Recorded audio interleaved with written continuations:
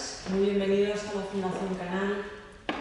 Quiero ante todo agradecer la presencia de los medios que hoy nos acompañáis en este Madrid vibrante que siempre ofrece posibilidades para cubrir vuestro trabajo, y os agradecemos especialmente que estéis aquí acompañándonos porque nos ayudáis enormemente a difundir la labor que hacemos desde la Fundación Canal. Quiero presentar también a las personas que me acompañan: Luis Ferreiro, que además yo siempre te tengo por consejero delegado, pero me han corregido director, creo que hace la doble función, en cualquier caso responsable de Musealia, y al profesor Axel Krosmayer, director del Museo Memorial del Muro de Berlín, que son realmente los promotores de esta exposición que acogemos desde la Fundación Canal con todo entusiasmo. Nos complace además enormemente poder presentar esta exposición del Muro de Berlín, un mundo dividido, la primera exposición itinerante a gran escala del Muro de Berlín, que se inaugurará este otoño en Madrid, en la Sala Castellana 214, donde todavía se puede ver una magnífica exposición de Somos Agua. Es la segunda ocasión para la Fundación Canal en la que colaboramos con un proyecto expositivo con Musealia, y lo hacemos con la confianza que nos ofrece el rigor con el que trabajan todos los proyectos expositivos desde esta compañía española que cuenta con más de 20 años de experiencia internacional en la creación y gestión de exposiciones itinerantes.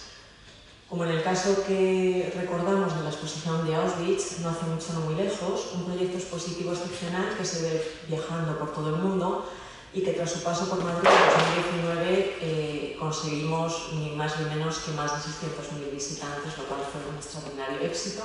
Esperamos que se pueda repetir en el caso de esta exposición, que igualmente tenemos puestas todas nuestras esperanzas del Muro de Berlín. Precisamente por esta labor importantísima de divulgación que realiza Musealia sobre temas relevantes que por su complejidad son difíciles de abordar y que en cambio nos ayudan a entender el presente, quiero felicitar, por supuesto, a Luis Ferreiro, a José Mujica, que también nos acompaña, el productor ejecutivo, y a todo el equipo. Y por supuesto al equipo de la Fundación, que hacen que sea posible todos los proyectos que proponemos llevar adelante. La llegada a Madrid de estos tres grandes fragmentos del Muro de Berlín, que habéis podido ver en el exterior, es sin duda un gran acontecimiento. Un muro que se levantó como una cortina de hierro de 155 kilómetros y que tiene una carga simbólica extraordinaria, porque este muro ideológico y físico supuso un conflicto global entre dos mundos antagónicos, el capitalismo y el socialismo, lo que llevó al mundo al borde de la destrucción nuclear. Desde la Fundación Canal trabajamos para la generación del conocimiento en distintos ámbitos. Por eso es un honor poder acoger esta exposición y hacer esta presentación, que sin duda creemos que va a ser la exposición del otoño en Madrid y que se centra en el mayor símbolo de la Guerra Fría que dividió al mundo y que lamentablemente hoy seguimos también sintiendo muy cerca, y precisamente por esa terrible guerra de Rusia contra Ucrania, y que Zelensky define en sus propias palabras como la construcción de una nueva versión del Muro de Berlín, pero esta vez en el corazón de Europa. Pero por mi parte no soy quien para hablarles de esta exposición. Sí pueden hacerlo muy bien y mucho mejor que yo las personas que han tenido la iniciativa de organizarla y de desarrollarla. Así que Luis, cuando quieras. Muchísimas gracias, Eva. Muchísimas gracias a todos por vuestra presencia. Para nosotros es muy especial poder volver a Madrid y volver a colaborar con la Fundación Canal. Como explicaba Eva, es la segunda vez que inauguramos una itinerancia de una exposición en la Fundación Canal, y es por varios motivos. Primero, porque realmente es un placer trabajar con todo el equipo de la Fundación. Lo hicimos con Auschwitz y el resultado, pues, como ha dicho Eva, fue realmente impresionante. Y en segundo lugar también porque hay muy pocas salas, iba a decir en Europa, pero en todo el mundo, como la Sala Castellana 214, en términos de espacio, en términos de las condiciones de calidad museística que presenta. Son más de 2.000 metros cuadrados que convierten esta exposición, de hecho, en el mayor museo o exposición que exista, con excepción de aquellos que son exteriores, sobre el Muro de Berlín o la Guerra Fría.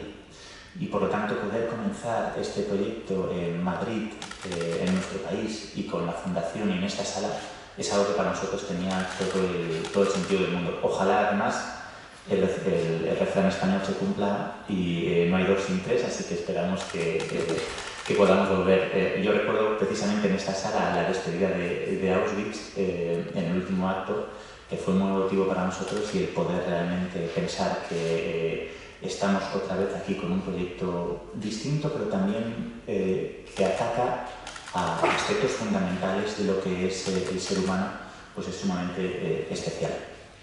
¿Por qué hacemos una exposición sobre el muro de Berlín y por qué la hacemos ahora? En Musearia llevamos años ya trabajando con esta idea. De hecho, es curioso porque es un proyecto que nació justo antes de la pandemia. Firmamos el acuerdo con la Fundación, creo que una semana antes del famoso, no sé si fue 14, 15 o 16 de marzo, cuando todo el mundo prácticamente se paró. Y desde entonces hemos estado trabajando en crear una narrativa que haga accesible una historia que es compleja y que sobre todo lo que vamos a intentar hacer es desde el punto de vista humano, es decir, explicar a la gente, a nuestros visitantes, lo que supuso para las personas que vivían en Berlín y en el mundo vivir en una ciudad que estaba dividida. Esto lo hacemos a través de diferentes áreas y sobre todo a través de la autenticidad que nos permite la colaboración con la Fundación del Muro de Berlín. No solo vamos a tener por primera vez acceso a 500 objetos originales, desde fragmentos del muro, aquí tenemos 3, pero van a ser más de 20 metros de muro los que vamos a exponer, hasta objetos que nos van a explicar las historias humanas de aquellas personas que intentaron escapar de una u otra manera, fragmentos de los túneles que se construyeron para intentar pasar del este al oeste, objetos que nos hablan de aquellas personas que trabajaban en la vigilancia del muro y que nos van a poder enseñar la verdadera dimensión humana de lo que supuso pues, dividir una ciudad y simbólicamente todo el mundo. También es una exposición, como decía Eva, que explora la historia del mundo. La gente va a poder entender por qué se creó el muro, cómo se creó, lo que supuso para los habitantes de Berlín, pero también estudiar el muro de Berlín como un símbolo de la Guerra Fría y de conceptos tan desgraciadamente tan de actualidad como es la división, los extremismos, las ideologías que no respetan los derechos humanos o los valores de la libertad y la democracia. Todo eso es algo que vamos a poder estudiar precisamente a través de un caso concreto que es el del muro de Berlín. Y eso es algo que también es característico de Musearia. Al final contamos historias concretas, pero con mensajes universales, y por eso creemos que el muro de Berlín es una plataforma única para poder explicar una historia que de alguna manera continúa siendo de mucha actualidad, que es cómo vivimos entre distintos, cómo organizamos nuestras sociedades de la manera más justa, más democrática y con la máxima libertad posible.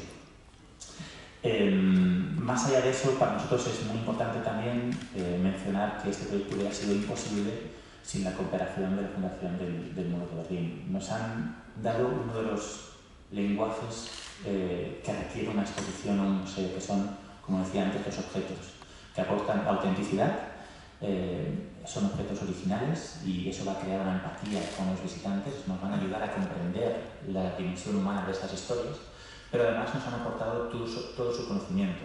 El equipo de comisarios de la exposición está integrado principalmente por miembros de la Fundación del Muro de Berlín. También tenemos comisarios independientes que nos han ayudado a complementar la visión internacional del mito, y esta colaboración realmente ha permitido juntar todo lo que creemos que es necesario en una exposición, que es el conocimiento, la autenticidad y luego una narrativa accesible. Como todas las exposiciones de Musearia, la exposición va con una audioguía que irá narrando a través de una voz, música y efectos sonoros toda la compleja historia que vamos a contar. Por último, no quería ceder el turno sin comentar, como ya sabéis, que esta es una exposición que abrimos a partir de otoño y que estamos trabajando en dos aspectos que también son muy característicos a la forma de hacer y de trabajar en Musearia, que es intentar que la exposición no solo sea una visita que se limite a 2 horas entre las paredes de la Sala Castellana 214, sino que estamos trabajando en un programa cultural que permitirá una serie de eventos, conferencias, debates con personajes muy significativos a nivel europeo, español, internacional que nos permitirán complementar la experiencia de la visita y también con un programa educativo. Al fin y al cabo, la vida, la historia solo se vive hacia adelante, pero muchas veces solo se puede comprender mirando hacia atrás, y es importante en este caso que la exposición llegue al máximo número de estudiantes posibles. Se está trabajando en un programa educativo para intentar que un número importante de estudiantes puedan visitar gratuitamente la exposición, y desde aquí también queremos agradecer la colaboración de la Embajada Alemana, que ya ha conseguido que sean varios miles los alumnos que puedan visitar gratuitamente la exposición. Y con esto cedo la palabra a una persona que es muy importante en este proyecto y que sin su visión, sin su liderazgo, sin su confianza en Musearia y en el proyecto, nada de esto hubiera sido posible. Crear la primera exposición itinerante de gran formato con objetos originales sobre el muro de Berlín. Muchísimas gracias.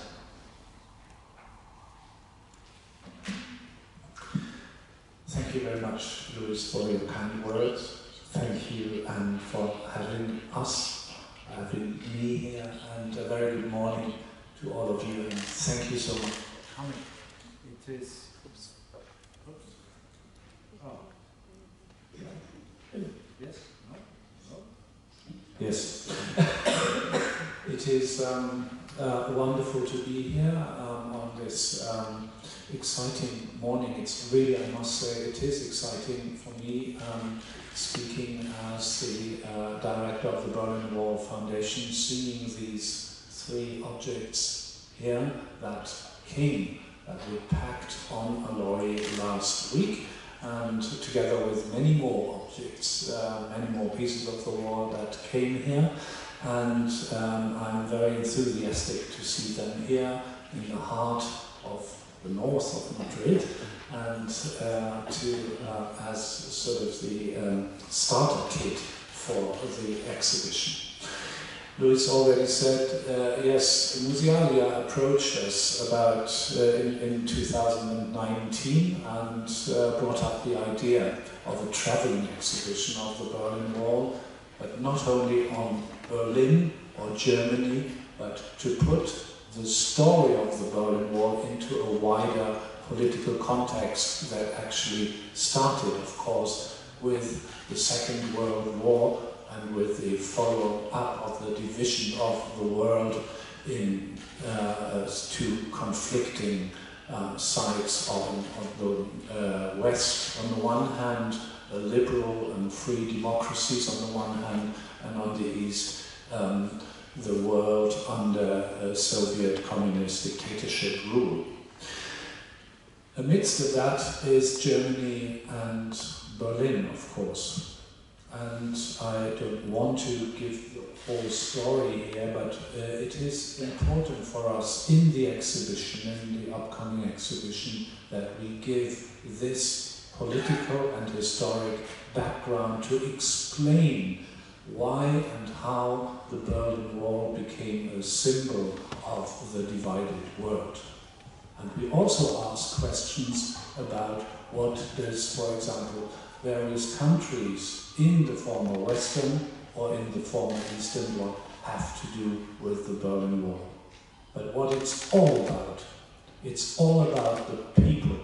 People on both sides of the wall, on both sides of the Iron Curtain, and it's about living and growing up in either freedom and democracy or under dictatorship.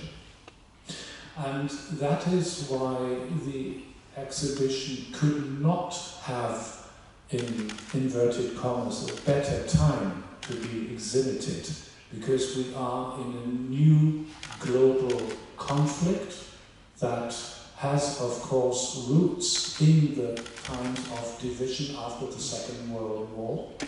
And we will sort of make a whole story, the whole narrative is all about this. It's beginning with the conflict, how the world was finally divided, but how, and that is the German miracle, how the war and how the division was overcome peacefully, internationally peacefully, and how Germany and the Germans was the most happy nation in 1989 and 1990 because the communist dictatorship was overcome peacefully.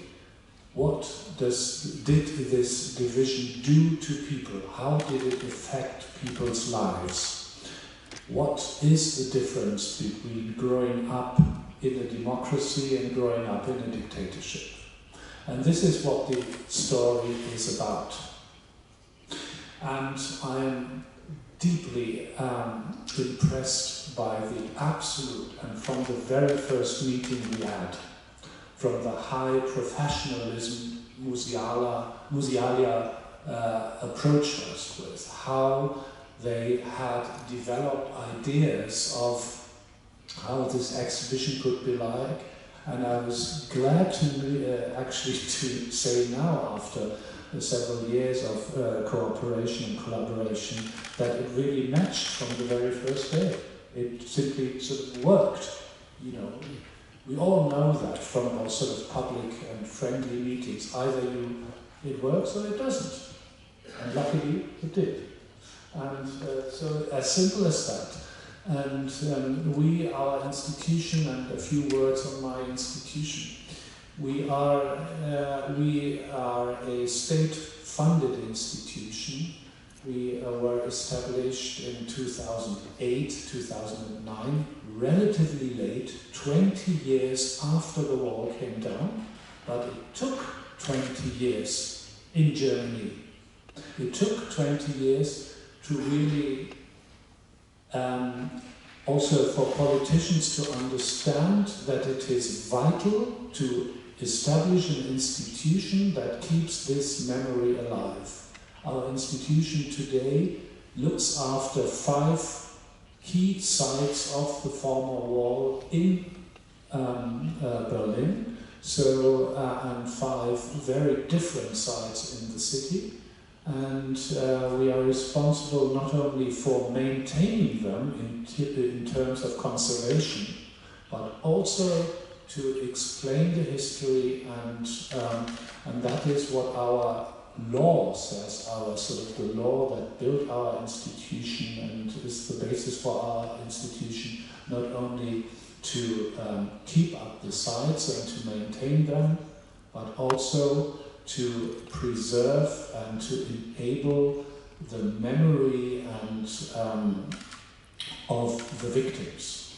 So we are an institution that is strongly there to commemorate the victims adequately. That is what the word say in our sort of institutional law.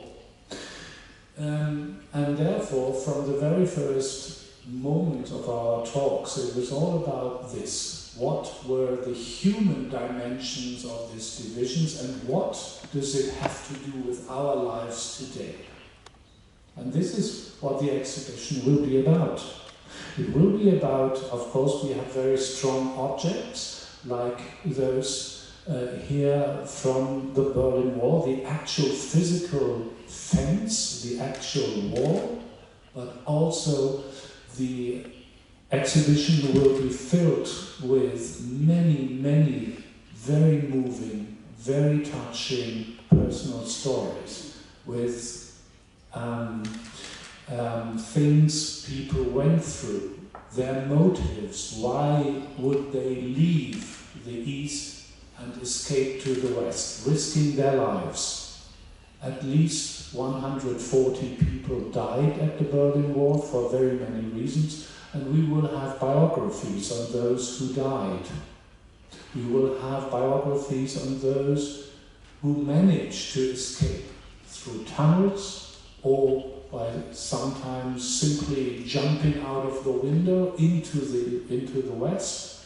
But we will also have stories of people who escaped via almost unthinkable conditions into the West. And of course, their reasons. Why did they do it? Was it just family reasons, relations? Was it because they wanted a better life? They wanted to escape from communist oppression and dictatorship, or was it just that a simple wish, like, for example, Chris Geffroy? Chris Geffroy was the last person shot at the Berlin Wall in 1989 in February. He was a young man, he was a waiter in an East Berlin hotel. He was actually having a good life. He had money, he worked in a relatively international context, he sometimes worked at the airport in East Berlin, and he had only one wish: he wanted to go to America. And in February of 1989, he had not the sort of smallest, lightest idea that things would change in that very year. So he tried to escape, he tried to climb over the wall, and he was killed and shot down with more than 25 bullets in his body. And these are stories we will be telling to show that there is no such, such a strong wish for freedom that people even dare to risk their lives. And in that respect, I'm absolutely convinced that it is important to have this traveling exhibition in these days, in these weeks and months and years of our current time and in the nearer future, because we are internationally seen in a very, very difficult phase. And people suffer, still suffer, and walls are going up around the world. Not a wall like this, because this one, you've seen the images, the exhibits down outside. These ones were built by a regime, and that makes the wall unique, by a regime that wanted to keep people in, not to keep people out.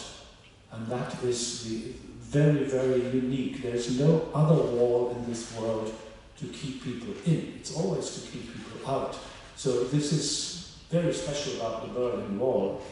But we are in an age of where walls go up everywhere. We have discussions and all over the globe to build more walls. But this is one lesson we can learn from, or there are two key lessons, and the exhibition will be about this. There is no such thing as a guaranteed right for freedom and democracy. Freedom and democracy are not self-evident, we have to struggle for that. This is what the pieces of the wall tell us. And the other thing is, and that is also a key message of the Berlin Wall, is that regimes or systems that build walls buy time. They buy time and do not solve the actual political problems behind it. And this is what it is. The communist regime thought we could solve the problem by building this wall, but the wish for peace and freedom of speech, freedom of traveling, and democracy, the wish for that was much stronger than this wall down there, even though there was an order to shoot to kill at this border. So the exhibition will be about this major key conflict: freedom, democracy, and dictatorship on the other side. So in that respect, it is very, very key to have this exhibition traveling around the world, and I'm very, very grateful to Musealia that they make this possible, and that they were also willing to extend the narrative to a global context. Our first meeting was just, we do the wall, and the wall is that, and then it's fine, and the wall is an international symbol for this communist dictatorship and for a peaceful overcoming and so forth. But now No, we wanted it wider. We wanted it wider together.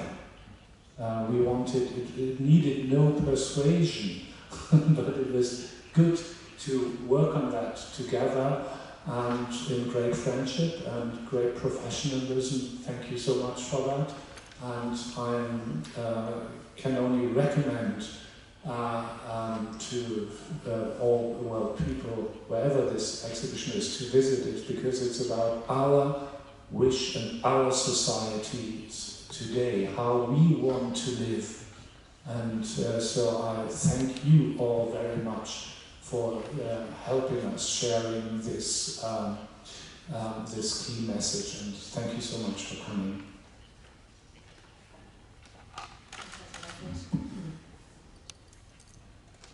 No sé si alguno de vosotros queréis que respondamos sobre todo ellos.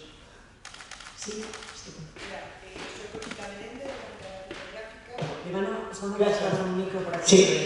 Sí, soy Conchita Menéndez de la Mirada Fotográfica y me gustaría, por favor, que completaran un poco más en qué va a consistir la exposición, si habrá fotografías, cartas o en qué consisten estos objetos que nos han mencionado. Sí, la exposición lógicamente está basada, es una exposición cuya narrativa está construida a través de los objetos.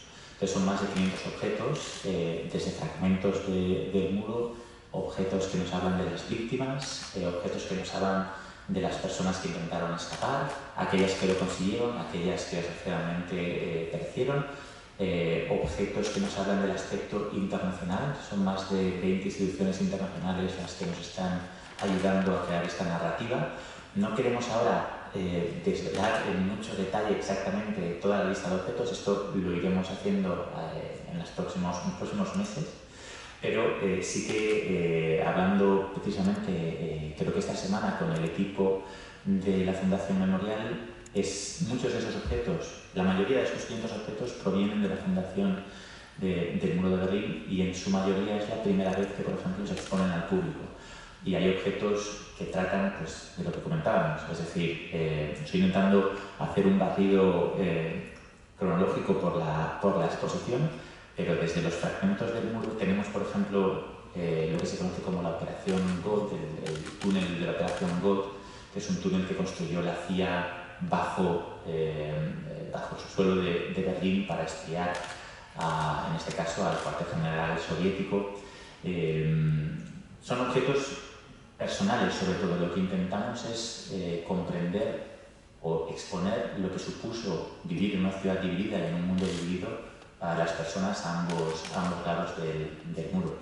Tenemos, no quiero especificar mucho, pero tenemos pues, desde alguna de las balas que se disparó contra las víctimas, tenemos las bicicletas que utilizaban los miembros, no sé exactamente el nombre técnico en español, los border troopers que vigilaban el muro.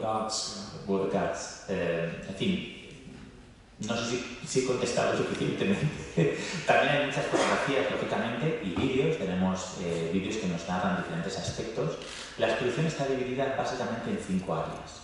Empezamos por el final, empezamos por la caída del muro. Después tenemos una sección que nos habla sobre los elementos clave, los principios subyacentes que realmente explican la historia del muro, que es la ideología y la amenaza nuclear. Tenemos objetos que vienen de Hiroshima, del Museo Memorial de la Paz de Hiroshima, entonces nos permite comprender este pegamento invisible que hace que las dos superpotencias no entren en conflicto directo por la amenaza de estas armas nucleares. Luego tenemos la sección que va la carretera prácticamente hasta el muro del 45, desde el final de la Segunda Guerra Mundial hasta agosto del 61, y ahí tenemos objetos que nos hablan de una ciudad que ya está dividida políticamente, administrativamente, pero que sigue funcionando como un cuerpo único a nivel social, es decir, hay gente que vive en un sector, va a trabajar a otro, va a ver amigos a otro sector, hay controles, pero sin embargo normalmente la gente pasa de un sector a otro sin mayores inconvenientes, y hay objetos que nos detallan toda esa vida antes de la creación del muro. Y después tenemos la parte central de la exposición, que es todo el desarrollo desde el agosto del 61 hasta su caída, desde el desarrollo tecnológico. A veces hablamos de muro, pero en realidad es sobre todo un régimen fronterizo.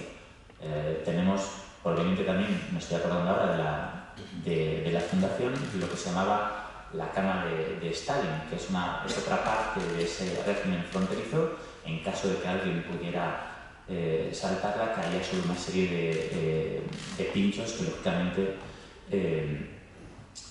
suponían un riesgo para la vida de aquella persona. Y luego pasamos a una época de testimonios con objetos personales, de gente que nos cuenta a ambos lados del muro lo que era vivir con esa edificación. Gente que tenía prismáticos, historias de gente que consiguió pasar del este al oeste, pero continuaba viviendo en Berlín y tenía objetos cotidianos, monedas, en fin, todo tipo de objetos que nos hablan precisamente de la dimensión humana.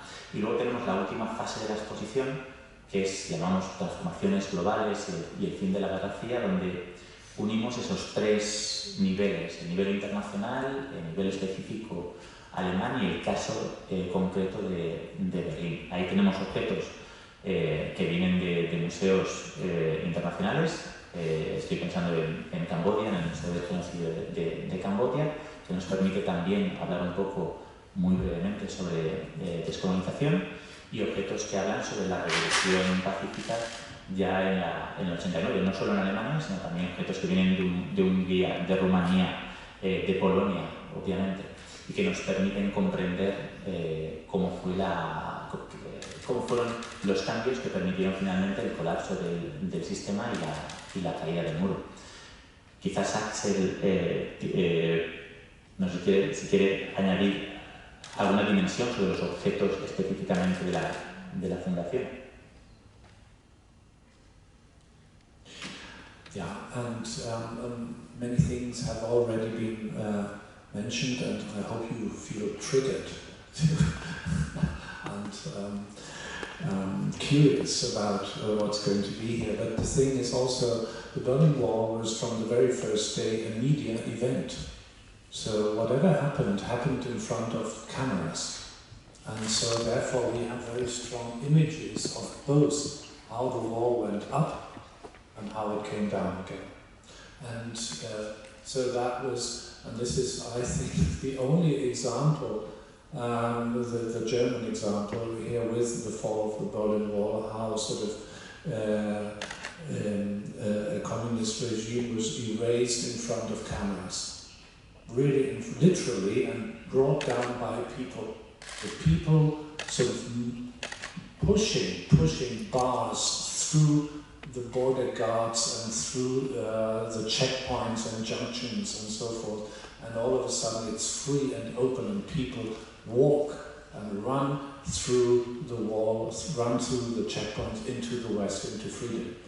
And at the same time, the leaders of the Communist Party knew, okay, that is the end. There is no turning back. It will not happen.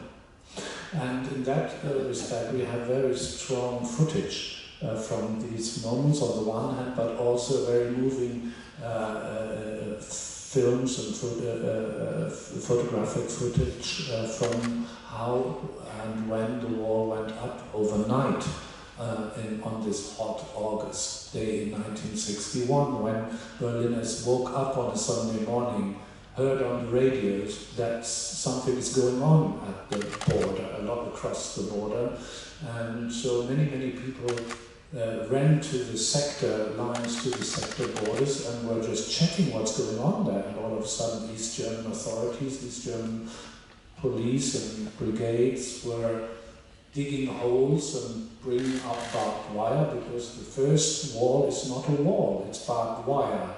And it develops over the years to become this last generation we have outside there. So we have objects from the beginning of the, so to speak, the first generation wall, if you like, but also this last one. And then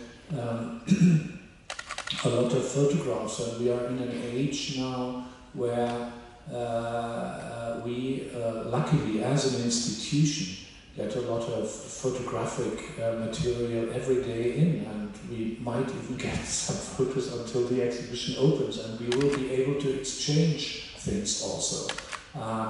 Because sometimes we get phone calls a day and then said, I have found in the shelves a wonderful photographic album with photos from 1961, and we are still thrilled to get new material. So it's up to date. It will be up to date as possible what we present here, because this is a unique opportunity for us also to present our collection and bring it together with the stories of people involved and the people, the personal side, the human side I've talked about. Sí, también, justo ahora me ha acordado, hablando de la creación del muro, exponemos precisamente también el primer alambre, que es como se realmente construyó ese día de agosto el muro, o los primeros ladrillos que después del alambre se construyeron como muro inicial, y objetos. La Fundación tiene su sede principal en Bernardstraße, y tenemos precisamente muchos objetos de las casas que hacían literalmente de frontera. Tenemos objetos de la Iglesia de la Reconciliación, que quedaba también justo en esa misma calle y en esa misma área fronteriza, y que fue demolida ya bien entrado los años 80. Y sobre todo lo que buscamos son historias personales. Entonces hay muchos objetos que tienen que ver con las personas que vivían en esa calle, y que son objetos pues desde materiales, las maletas con las que huyeron, o los objetos en Marienfelde. Tenemos, por ejemplo, el centro de refugiados donde llegaban las personas que conseguían ir al oeste, pues los objetos relacionados con sus estancias en esos campos de refugiados, desde las literas donde se les acogían hasta la ropa que se les daba. Así que es una colección muy amplia que vamos a ir detallando en los próximos meses, pero que sobre todo tiene, yo creo, que esa particularidad, que se trata de comprender el muro como elemento físico, pero sobre todo el muro como afectación a la vida de las personas, ¿no? la experiencia humana que supuso. Tenemos allí otra pregunta también. Sí, buenos días. Mi nombre es Fausto Triana, soy corresponsal de la agencia Prensa Latina. Yo era corresponsal en Bonn en ese momento y tuve que pasar a Berlín cuando cayó el muro. Por lo tanto, conozco un poco de esa historia. Y la pregunta en cuestión es, ¿va a esta exhibición a intentar explicar un poco la característica que no se conoce mucho, a nivel global, de que realmente el muro de Berlín estaba dentro del territorio de la antigua Alemania Oriental? No como mucha gente cree que Alemania Occidental pasaba la frontera y estaba con el muro dentro de Alemania Democrática, que es una cosa que parece un detalle mínimo, pero que explica un poco lo difícil que era la situación, porque por ejemplo cuando uno estaba en Alemania Occidental, que era mi caso, que iba a entrar a Alemania Oriental, tenía que entrar por el checkpoint y no podías entrar directamente de otra manera a Alemania Democrática. Y eso son características que la geopolítica del momento hacía que la Guerra Fría fuese todavía más intensa y más complicada. Gracias. ¿Quién quiere contestar a Fausto, quizá? Axel. Yeah, thank you for the question. I mean, that is exactly the complexity of the whole story and the whole narrative. We have to give, in the beginning, especially for a younger generation that was born after 1989, we have to explain with a map, and with a map not only of Berlin, but also Europe and the world, how it actually functioned, just what you described. How was it? And it's fascinating to see. We currently in Germany have there's a sort of kind of game. Where was the former inner German border? and you wonder, and you can draw it on a map, you wonder where this border was when you ask people to draw it into this map. But it is exactly what we want to do. How did it come to be a divided country in a divided world? Where were the borders? Why were there various sectors? When was it decided? So the division was already decided and discussed in the middle of the Second World War, or to the end of the Second World War at the conferences of Yalta, Tehran, 43, 44, and then in 45 in Potsdam. So these are the music behind it, if you like, to explain, and how did Germany, the map of Germany, the political borders change after the Second World War. This leads us directly into the conflict between the superpowers. And this is how the two Germanys evolved and how they were established in 1949, in the middle of this international and global conflict. So that will be explained in the beginning, and then we will kind of zoom into Berlin, fly into Berlin, and we'll answer questions like this. How was it possible with a still open city, with two currencies, with two political systems, two military systems, two military blocks? How is it possible to live in a city with that? And Bernauer Straße was mentioned, and this street is vital, because you must imagine, on the southern side of the street, you live in the east. As soon as you walk out of your door, you're in the west. You have a different currency. Over there, on that side, there's a different currency. Imagine. We are here, and we are part of one block, and on the other, the skyscraper belongs to another block, another currency, another political system, free elections over there, not here. And how does this function? How does the city work like this? And that is what we're trying to explain, especially in the beginning, the background, the whole story, and then we come to Berlin and explain the way to the final, so to speak, cementation of the city, the division of the building the wall, how the wall went up, and what was in the city like living with the wall. For example, for foreigners, where could they cross into the east and where not, and things like that. Yes, everyday life is an important part of the exhibition. ¿Tenemos alguna pregunta? Si no, Silvia. Gracias. ¿Cree que hay alguna, digamos, enseñanza moral respecto a otros muros que todavía permanecen en el planeta, como el de Israel y Palestina, o Estados Unidos y México? Seguro que hay más que en este momento no recuerdo. O varias también, ¿no?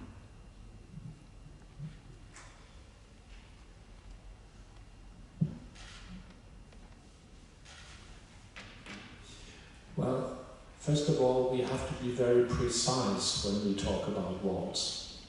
And we have to be very precise about the sort of the political reason and the background, and why this wall went up, why walls were built, and who built them, and against whom are they built. So we have to distinguish between all of this, and but two things I've already said. What we learned from this Berlin Wall is that no wall will stand forever. And walls usually don't solve problems, political problems. For a certain time, yes, that's why what I described by those governments or regimes or authoritarian regimes that build walls by time. At the same time, we have the development, and you are mentioning, for example, the United States or Israel, or we could also mention Korea. Korea is a wall that is not built either by the communist North nor by the democratic South. But the wall that is the so-called DMZ is a peace line between, and it's the result of the Korean War in the mid-50s. So it's a completely different thing again, but we do hope, and one of the key interests of this exhibition is to discuss things, to value freedom and democracy, and also to bring people to discuss things. Are walls the only answers to current challenges, or to challenges in the political challenges and conflicts in the past? So we try to raise an awareness for democratic values, and we try to, and this is very, very difficult. And we have in our memorial in Bernauer Straße, for example, current discussions to give you a very current debate. What does the Berlin Wall, a historic wall that went down in 1989, have to do with Melilla? With this, I don't know if I pronounce it correctly, Melilla? Because there people want to come from Africa in general, want to come into the European Union, want to live in democracy and freedom. They escape from sometimes very autocratic regimes in Northern Africa or other parts of the world. So they climbed the fence and they want to be in Europe, Spain in that case. And why is it forbidden? Why does the European Union build a fence? Is it the same fence? Is it comparable to the Berlin Wall? People want to be in freedom. That's what we're talking about. So we want to raise these questions, and this is what we are doing with our educative program. And as soon as people get into the discussion about matters like this, we will sooner or later come to the values of freedom and democracy, but also to some limitations. And it's vital to discuss these things because we want to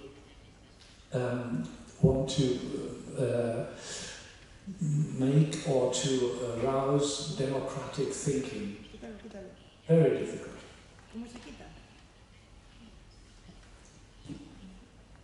¿Alguien tiene alguna cuestión más? Si no, pues damos por terminada la presentación. Pues muchísimas gracias a todos por vuestra asistencia y aparte de vernos en el otoño en la exposición del muro de Berlín, sabéis que desde la Fundación tenemos múltiples actividades. Más lejos, la próxima semana inauguramos una exposición en torno a los 80, la creación de los 80, de esa década tan especial para Madrid, y a todos los que podáis acercaros a conocer a la presentación y conocer la exposición, pues seréis muy bienvenidos. Muchísimas gracias a los dos, a Axel, muchísimas gracias Luis, y que siga la cultura adelante. Gracias.